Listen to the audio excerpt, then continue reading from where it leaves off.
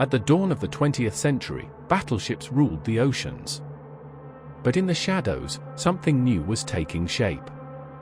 Navies across the world began to realize that aircraft weren't just scouts. They could strike, they could defend, and they could decide the fate of fleets. The age of the aircraft carrier was beginning.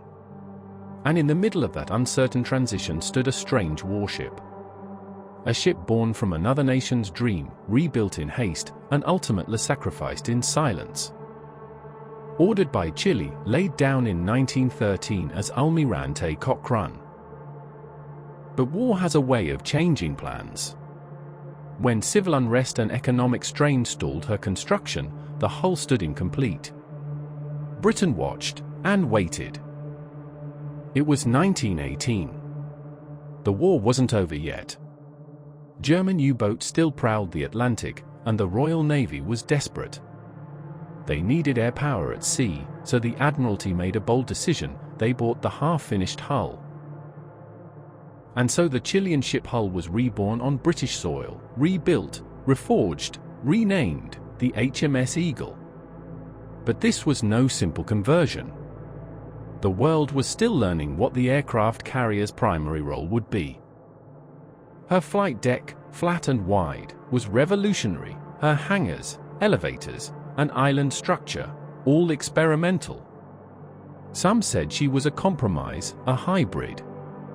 But in a Royal Navy struggling to modernize, Eagle was a gamble they had to take. By 1924, she was finally commissioned. Eagle also came before the HMS Hermes, which was the first purpose-designed carrier in the world, but delayed and commissioned after Eagle in 1924. HMS Eagle, the Royal Navy's second true aircraft carrier. A name now etched into naval evolution. She would not be a showpiece. She would be a test bed. And in time, a warship. She was called a floating airfield, but HMS Eagle was more than that. She was a symbol. Of reach. Of presence. Of empire. In the 1920s and 30s, the Royal Navy ruled seas that touched every corner of the map. And Eagle, she became their wings. Deployed to the East Indies station, Eagle cruised through the Red Sea, the Arabian coast, the shadowed waters of the Far East. Her flycatchers and hawker Nimrods buzzed above the colonies, a show of force, a promise of control. She wasn't built for glory. But she served in the hard places, the forgotten waters. Below deck, it was sweat and steam. Sailors bunked beside fuel lines. Pilots lived with the dread of crashing on a deck shorter than a football field. In Europe, fascism festered. Mussolini looked south. Hitler looked everywhere. And Japan had already seen what Eagle could do. In 1937, when civil war gripped China, Eagle steamed into Shanghai. Her aircraft flew patrols over a city soaked in gunfire and fear. This was not a war. Not yet, but HMS Eagle was already caught in the rising tide. By 1939, her engines were tired. Her flight deck weathered. She was sent back to Britain for a refit. Her air group now obsolete. But history has a cruel habit. That same month she entered dry dock, Hitler invaded Poland. War came not as a storm, but as fire, everywhere, all at once. An Eagle, though tired, though aging, was needed. She returned to war with a patched hull and a borrowed air group. Her swordfish biplanes looked ancient beside German planes. But the Royal Navy didn't care. They needed carriers, they needed hope. Malta. A fortress starving in the sun. The Axis tried to bomb it into the sea. Convoys to resupply the island had to slip through a Mediterranean crawling with submarines, dive bombers, and warships. And HMS Eagle, she became the shepherd. From Gibraltar, she launched Hurricanes and Spitfires, one-way flights to the island. She'd steam close enough to Sicily shore to taste danger, then order her pilots to fly east, alone, They called it the Club Run. A club where the entry fee was death. But time and again, she made the run. In July 1942, Operation Pedestal, the boldest, bloodiest convoy attempt yet, HMS Eagle was there. She carried fighters, she launched them under fire. She fought off waves of enemy aircraft.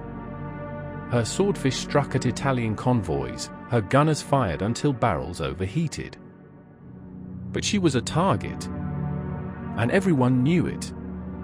The Italians, the Germans, the U-boats. She was old, slower than the new carriers, her armor was thin, and now she was hunted.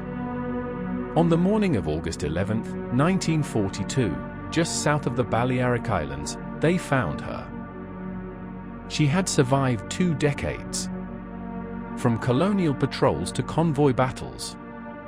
But war does not measure service, only opportunity. On the morning of August 11, 1942, HMS Eagle was sailing with her convoy bound for Malta. She never made it. Beneath the surface, German U-boat U-73 waited. Her captain, Helmut Rosenbaum, watched as HMS Eagle passed barely 500 meters away. He fired 4 torpedoes, all 4 struck. Within 90 seconds, Eagle began to roll. Her flight deck twisted, hangars ruptured. Men were thrown into sea, oil, and flame. She capsized and sank beneath the waves in less than 5 minutes. Out of her crew of over 900, more than 160 were lost. The rest pulled from the sea by escorting destroyers, some still soaked in aviation fuel, some clinging to floating wreckage of a ship that had been their home. There was no time for mourning. The convoy had to move on. HMS Eagle was gone. She ferried fighters to Malta when no one else could. She gave her life to keep the island breathing. She was never as famous as Ark Royal, never as modern as illustrious. But she was there when it mattered.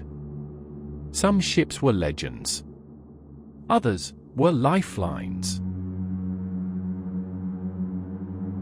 From the gun decks to the bridge, every story we tell honors those who served. If this tale made you feel the salt and steel of history, give it a like, and if you're not yet part of our channel's convoy, subscribe and join the ranks. More powerful stories await.